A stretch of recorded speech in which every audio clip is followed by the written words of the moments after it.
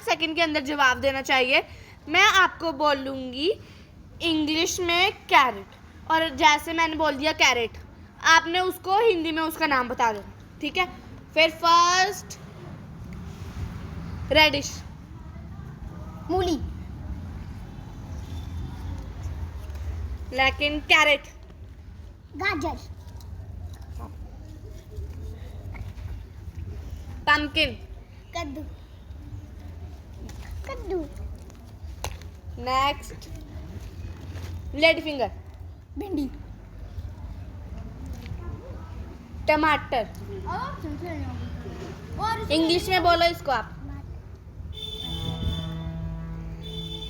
पीछे पीछे पीछे चलो, पीछे पीछे पीछे पीछे भाई, पीछे। आरू अभी पीछे, आप पीछे। काबू टमाटर, टमाटो, मूली, रेडिश,